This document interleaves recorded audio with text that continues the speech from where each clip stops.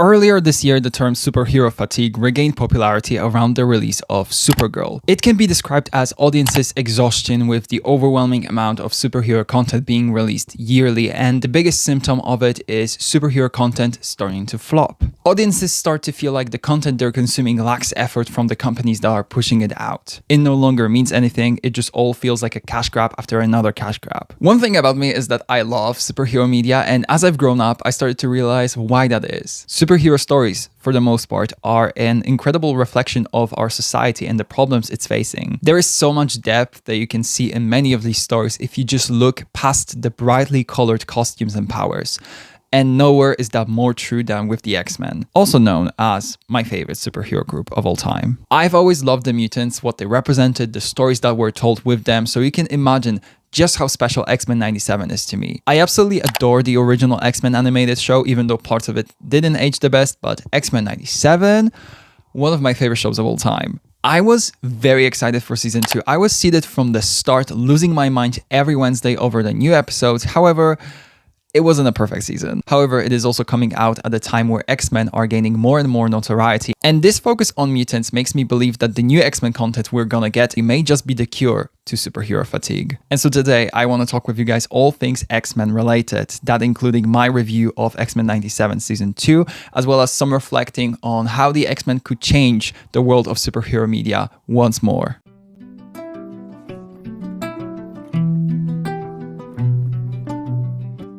Hello, my name is Freyr, I'm your favorite local forest grumman and a Polish sociology student, and welcome to my little corner of the internet where I discuss all forms of popular media that interest me, whether that's books, TV shows, films, or music. I am very excited for this video, honestly. It's been some time since I've talked about the X-Men on this channel. The last time I did that was my ranking of all of the X-Men movies, which you can still go watch, it's still up on my channel. But I'm very, very excited to talk about X-Men 97 because I feel like it's been a very divisive season specifically, and I don't know, I feel like I have some opinions that might be a little unpopular, so we'll see about that. But before I get into the yapping, I would quickly like to remind you that you can always subscribe to my channel. It really, really helps me out a lot. You can like the video, share it around with your friends, and you can follow me on all of my other social media, which will be listed in the description box below. So first, I'm gonna review X-Men 97 Season 2. That's probably going to be the longer section of the video, and after that, I'm going to talk more about the future of the X-Men in the MCU, and also some of my worries for that future because... let's just say Marvel is giving me reasons to be worried about the potential X-Men stuff that we're gonna get. And obviously, spoiler alert for X-Men 97 and also Spider-Man Brand New Day is in full effect in this video. So let us begin. To me, my X-Men. Before we really start dissecting the season, I feel like it's important to summarize the plot of it so that we are all on the same page. Season 2 picks up immediately after the ending of Season 1 when the X-Men are scattered throughout time, and we quickly learn that the reason for that is Apocalypse. They get sent to the past to witness how he became Apocalypse, as well as to the future to protect Nathan, as he is destined to be the one to kill Apocalypse. Meanwhile, in the present, a group named X-Force is formed and also led by Cable with the goal of finding and killing Apocalypse. Then we get a stretch of episodes that kind of have nothing to do with the Apocalypse plot. We get an episode focused on Polaris, we get an episode about Wolverine and Morph, and then also about Colossus and Nightcrawler. Finally, we receive our two final episodes where we learn that Gambit is in fact alive and breathing and has been turned into one of Apocalypse's horsemen. Apocalypse now resides in Gambit's mind, so Cable, with the support of X-Factor, tries to kill him, whilst the X-Men try to protect their friend in hopes of saving him from the control of Apocalypse. Rogue strikes a deal with Eason. She will save Gambit, but afterwards she's going to die. And she does indeed save Gambit, but it is revealed that Nightcrawler offered himself instead of Rogue. The season ends with Nightcrawler dying and Mystique making her X-Men 97 debut in a post-credit scene. I think this description kind of shows the biggest flaw of the season, and that is this plot is so all over the place. I think the way Apocalypse is set up in this show with these four first episodes where we travel to the past, the future, and we also see the formation of X-Force is incredible, but that leads to nothing until we randomly remember that he's supposed to be the big bad of the season in episode 8. And listen, don't get me wrong, I love me some filler episodes. The original show had plenty of them, and even the previous season of 97 had some of them. Getting a Polaris episode specifically was incredible. She is such an underrated character. I like just episodic adventures here and there, but for those 3 episodes, the plot is just put on pause. The entire point of having filler episodes is to develop our characters further outside of the overarching plot, but we can only do that when we have time for that. And when you have 9 30-minute episodes for a season, that is not enough time for you to giving us random Wolverine and Morph side quests. Because of how that time is used then, we get a finale that is rushed as hell and that honestly dismisses most of its characters. Like, they do nothing for the most part, and they are devoid of any sort of character arcs with the exception of Rogue and Nightcrawler. This is really strange to me considering that season 1 had just 1 more episode than season 2, yet it not only had incredible pacing to the story, but also didn't butcher its characters along the way. They all got so much time to shine. To name a few, we had Storm's arc of regaining her powers alongside Forge, we had Jubilee and Sunspot doing a lot of things, we had Jean and Cyclops having the whole Madeline Pryor thing, and then the story with Cable.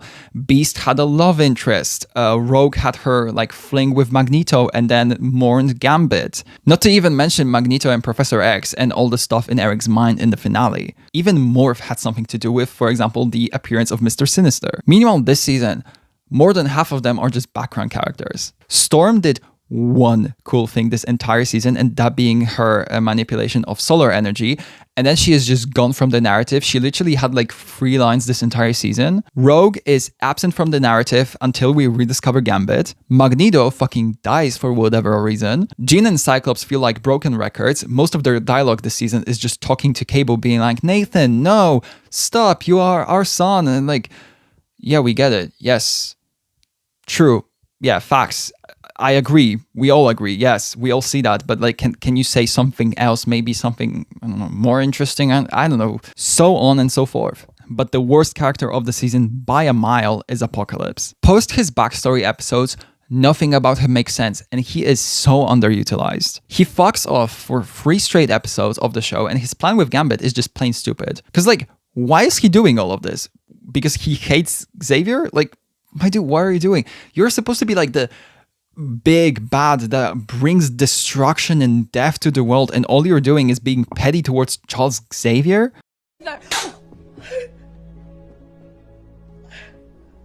Not to mention that this villain plan also gave us what I believe to be the only bad design in this show, that being Gambit Apocalypse, which, listen, what if writers, when I catch you, it is over, because this has what if written all over it. This show suffering from the Stranger Things syndrome was not on my bingo card. Let me explain. That to me describes a situation in a show where we just have too many characters at once, and that's why we cannot focus on any of them too properly, because we also have like a plot to do. So most of them just end up feeling like set props rather than full-fledged characters. But then again, season 1 had plenty of characters and didn't have that problem, so I don't know. It seems more like a direction problem than a character problem to me. However, for me, the biggest gripe that I have with the season is the emotional scenes, which don't hold many emotions anymore. The Genosha episode is the best episode of the show, period, and it contains 2 of those scenes. You have Rogue's speech to Gambit beginning with the words, "I can't touch you, Remy," and then the final scene of the episode where Rogue says to him, "I can't feel you." Whenever I rewatch that episode, I always cry. This season, though, attempts to have moments like these with Magneto's death and also with Nightcrawler teleporting Creed, but they just don't work the same. They don't have the same weight to them because we move on so quickly for them. And I would say maybe even that could apply to Nightcrawler's sacrifice scene. This season's story felt rushed, it felt messy, but the interesting thing is, each of the episodes is actually like amazing. These episodes are so good separately, as independent stories, but then you combine them together into a season of television and suddenly they stop making sense. That is so weird.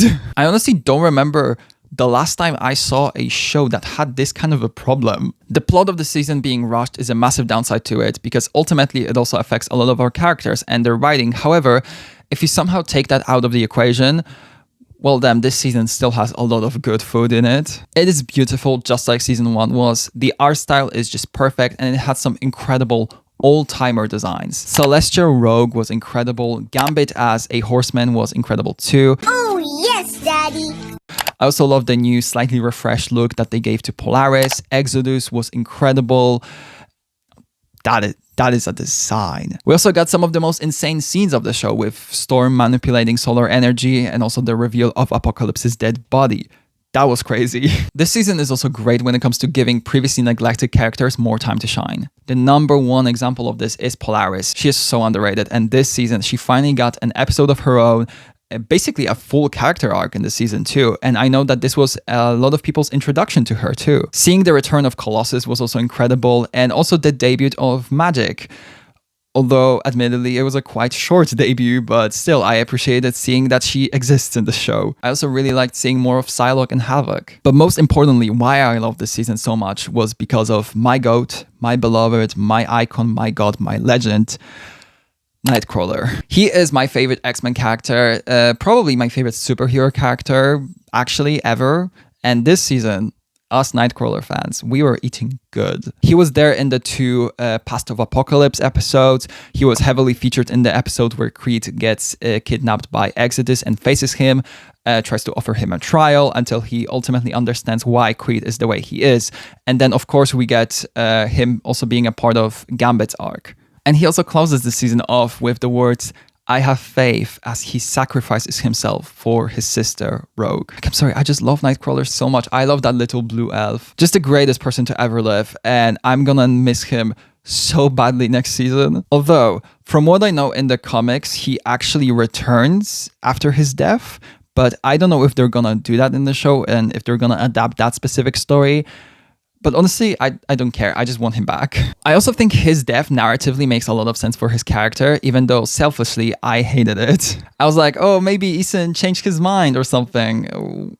Well, no, Celestials kind of don't do that. But as we know, every X-Men at this point has died and then been resurrected. It's just like a regular Thursday for them. One thing that I wish we had seen was Nightcrawler's conversation with Beast before he went to talk to Ethan. Beast is not in this season whatsoever, and it would be a great moment for both of them to just talk. Maybe Beast could try to sway Kurt away from doing this, or maybe he would understand. That scene could potentially be even more emotional than Kurt's monologue to Ethan. Now I think the time has come for me to reveal my ranking of the episodes, which I feel like it might be a bit controversial, but please don't yell at me. In number 9, my least favorite episode is episode 5, called Weapon X, Lies and DVDs. If you remove this episode from the season, nothing changes. It was cool to see a Morph and Wolverine episode, but it led nowhere aside from spawning a Sabretooth and Morph ship, which I kind of enjoyed, not gonna lie. I just didn't care about this episode at all. I thought that it would spawn some sort of tension between Morph and Wolverine for the rest of the season, but that didn't happen. That episode had literally no impact on anything. I'm just kidding. Could you imagine? Truthfully, this is the only episode I actually kind of disliked, even though it was cool to see Deathstrike and also Sabretooth again. In number 8, I have episode 9, Survival of the Fittest. This finale was good, but it wasn't really a fight against Apocalypse, but more so against X-Force and X-Factor, and that kind of disappointed me. Apparently, we were supposed to get Onslaught here, but because the writers changed, they didn't do that, and instead we got this ugly-ass Gambit Apocalypse variant. If it was more Apocalypse-focused, it could have been a more epic ending, and also Onslaught showing up here, that would have been crazy. And at least Professor X finally would be useful. But nonetheless, seeing Rogue reunite with Gambit and finally kiss him, Nightcrawler's sacrifice, Professor Xavier's no that he says to Apocalypse, there's a lot of good in this episode. In number 7, I have episode 1, Days of Past Future. I like that this episode gives us more of Cyclops and Jean as parents, even though I find them kinda annoying in that role because it's all they talk about this season. This episode shows their flaws a lot, but this is also the only episode of the season where their parental love to Nathan actually gets executed well. Storm also gets to do something, which is a highlight considering that she's absent from the rest of the season, basically. In number 6, I put episode 4, Rise of Apocalypse Part 2. This is the controversial placement I was talking about earlier because this is the top-rated episode of the season on IMDb. And listen, great episode. It was really so spectacular, so beautiful. The final scene definitely is a tearjerker. However, Magneto's death doesn't make sense to me. It doesn't pass the smell test. I just don't understand why he dies. Like, it's so avoidable. And the worst thing about it is it kind of leads nowhere narratively. Like, okay, kill him. Fine, do it. But at least make something out of it. Make a story with it. Xavier kind of has to deal with that in episode 5. But then again, That episode is Polaris focused. He is a side character in it. And the only time his death actually matters was when Apocalypse referenced it in the finale and also in episode 7 when we get Acolytes of Magneto. Kinda. It almost reminds me of how Genosha was treated in season 1, where, this was such a big moment for all of our characters, but they didn't really have much time to process what happened. But this situation here is honestly twice as bad. And that honestly left a bit of a sour taste in my mouth when it comes to this episode. In number 5, I'm gonna put episode 6, Danger X. I love this episode for the fact that it prioritizes Polaris, but the AI villain was kind of random here. Like, okay, cool. Why here of all places? I don't know, but I guess it was cool. In number 4, I'm gonna put episode 3, Rise of Apocalypse Part 1. I like seeing Magneto trying to be a good mentor to Ensabanur and trying to sway him to the better side. And just in general, I think seeing the origins of Apocalypse was great. I think it explains him as a character so well. I never really understood him that well until seeing these 2 episodes, but they really do a great job of explaining him. The conflict between Magneto and Xavier too was really well written.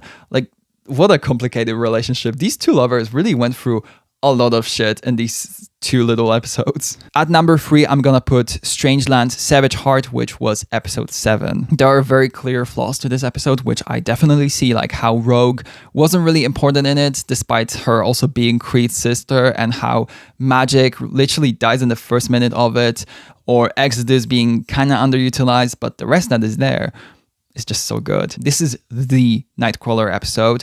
It is so deep, and I liked how by the end Kurt understood that even though Creed is a deeply hurt person, there is no defending him, and that he is a monster. Not because of his past, but because of his choosing. It was a very interesting episode, especially in the context of real world politics.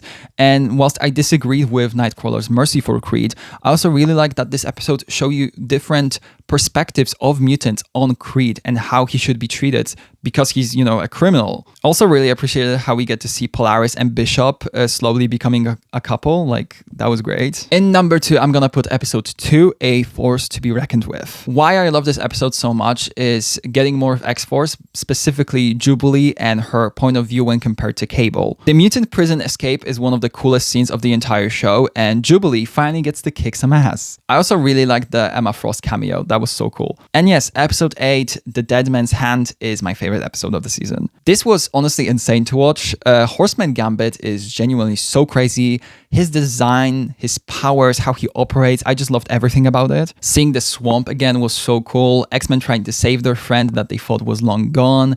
Rogue being torn between being with Gambit and seeing that he's changed. Just so much good stuff. The only part of it that I thought was questionable was reintroducing Kendra as Apocalypse's love interest, because she dies immediately and then we get a flashback of her, which to me could have been an episode.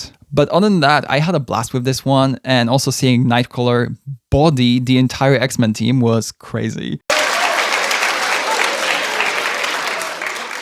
She's got a point.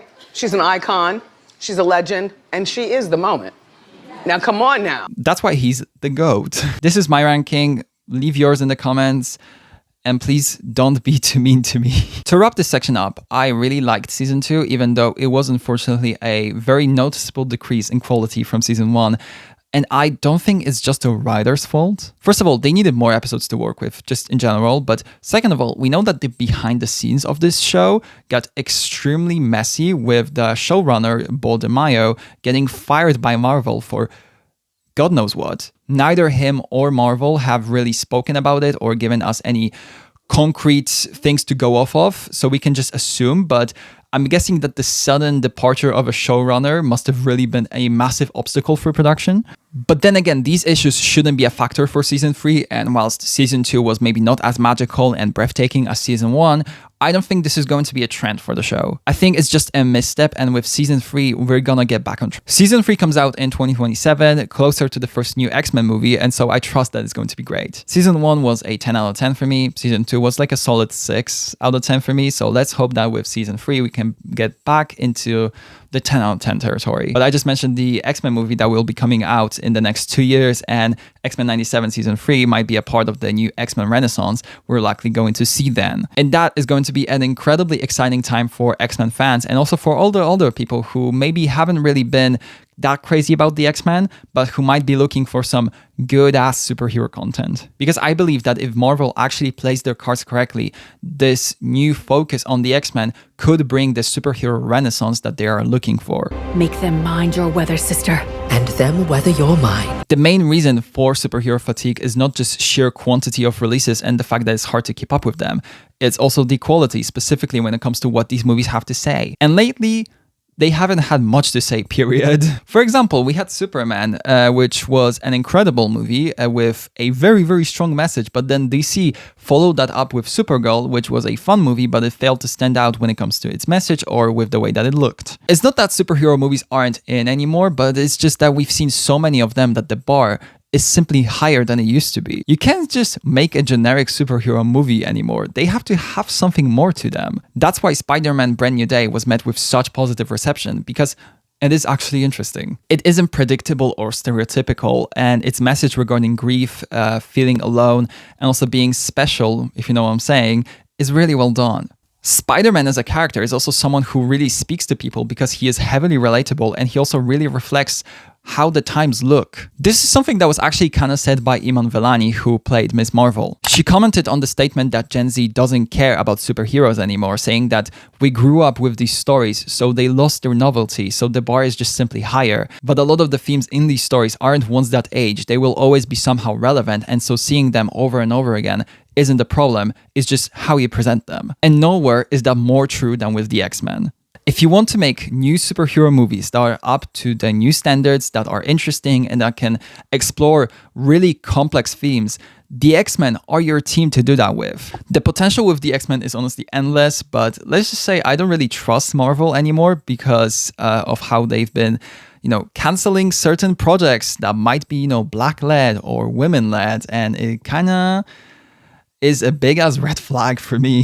The X-Men have always been a symbol of resilience in the face of oppression. The anti-mutant views are just that universe's version of racism, xenophobia, or homophobia. Exploring that in the year of 2027 or whenever that first movie is gonna come out, and the age of new anti-LGBTQ+ rhetoric being on the rise, anti-immigrant voices getting extremely loud, the presence of ICE threatening regular people, and wars still tearing apart families is extremely important. The X-Men are a literal contraposition of all of those things. They are a feared minority subjected to intense scrutiny who try to save the world that hates them. Yet they stay strong, they stay a family, they uplift each other, they fight against government corruption, bigotry, high surveillance, unlawful control, discrimination, misinformation, and abuse. Seeing something like this now would be so meaningful. But the problem here is Marvel itself. I don't know if I believe in their ability to write that. The new version of Jean Grey that we got in Spider-Man was great, and I think her writing was pretty much perfect, even though I was confused about her having a sister. But I don't know about the rest of the X-Men. They represent so many complex stories, and I'm just afraid of what could happen if Marvel gets their hands on those first scripts for the X-Men movie and decides that it's going a bit too woke and we need to make it a little bit more politically neutral. This superhero team stands up against all of the things that we are currently seeing take place, from high surveillance to government corruption and government-backed discrimination. So there is a big chance, I would even say, that Marvel will not want to ruffle any feathers with this and be deemed woke, so they're just gonna scale back on these themes. Because far-right incels are gonna be crying on Twitter, like... That's dumb. You should kill yourself.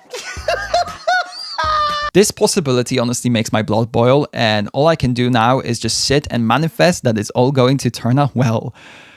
Hopefully. This video comes out the day D23 takes place, and it is expected that we're gonna meet our new X-Men lineup there, which is rumored to consist of Cyclops, Jean Grey, Angel, Iceman, Beast, Professor X, and Rogue. Here I am, me from the future, and I'm here to talk about this cast because holy shit. So let's go over some of the names that we now know are officially confirmed to be in the cast. Sadie Sink is going to be portraying Jean Grey, Kit Connor is going to be Cyclops, Christopher Abbott is our Professor Charles Xavier, Samara Weaving is Emma Frost, Indy Navarrete is Rogue, Maya Boyd is Storm, and Adam Driver is Mr. Sinister. This cast is stacked. First of all, I love how this cast is comprised of mostly young talent. They're all pretty much on the rise actors. Sadie Sink and Kit Connor are really, really well known, but they're also really young actors. And then you get somebody like Indy Navarrete, who just had her big break into the industry this year, and Maya Boyd, who is about to have her big break with this X-Men movie. Indy Navarrete is perfect for Rogue, and I genuinely cannot wait to see her in this role. It's honestly surprising that this didn't even cross my mind that she could be an option for Rogue, because she kept on talking about how she really was like wanting to play Mystique. So this just didn't register in my brain that this was the possibility, but it's perfect. And listen, we already know that she's going to be the better version of Rogue than the previous movie version we had of her, and I am so hoping that she's going to be throwing some sugars here and there. Maya Boyd too, a Broadway actress for Storm. Genius. If there's anybody capable of replicating the goddess that Storm is, bringing her presence, that drama to life, it will be an actress that knows how to act for the first row and for the back row. So the choice of a Broadway star here, just like hats off to whoever did this, because genius. I'm already starting to see the vision for this. I also love Mr. Sinister being Adam Driver. He really looks the part. I think he's going to devour it. I don't really have many thoughts on him, because I feel like we've already known that he was going to be in this movie as Mr. Sinister. This rumor has been flying around for weeks, but it's fun to finally have it confirmed. So yeah, this cast, I am so excited to see them in action. There are also more castings coming soon as reported, so maybe we're gonna get Beast, Angel, and also Iceman. Hopefully. I am really excited for the possible names that could join this ensemble. So far, this is an absolute mother off with Jean Grey, Emma Frost, and Storm, and also Rogue. So I'm hoping that we get some more fierce actors in the mix. I think this is going to be so good. Cast-wise, no notes. Perfect. I am very excited for this movie, and I'm even more excited about the fact that Wolverine seems to be absent from the considered lineups, at least for now, because I am tired of his ass. But there are also other things that I do want to see from the new X-Men MCU phase. First of all, I want to see a solo Storm movie. She's reportedly going to be introduced in Black Panther 3, but before she joins the X-Men, I want a solo story about her. There's just so much material there that you can work with.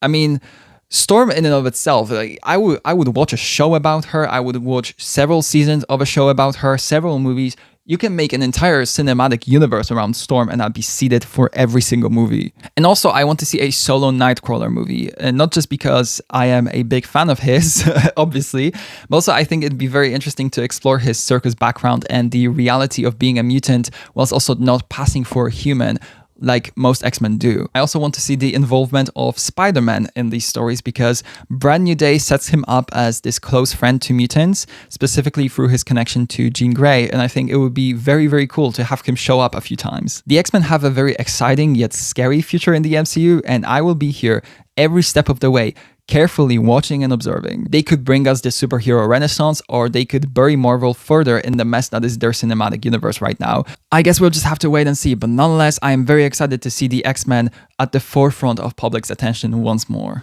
But what do you think? What are your thoughts on X-Men 97 Season 2, and do you have any thoughts about the future of our beloved mutants in the MCU? Or do you think that Marvel is capable of doing a good job with their story? Let me know in the comments below. Thank you for making it till the end of the video. If you did, I really love you so much. Make sure to subscribe. I am here every week talking about stuff, reacting to stuff. It's always very fun over here. Next week, what am I doing? Oh, yeah, Phoebe Bridgers. It's Phoebe Bridgers time. I don't think I'm going to survive that album, am I? But yeah, I will see you in a week's time. Until then, thank you so much for watching. Make sure to stick around for next week. And I'll see you very soon. But until then, bye.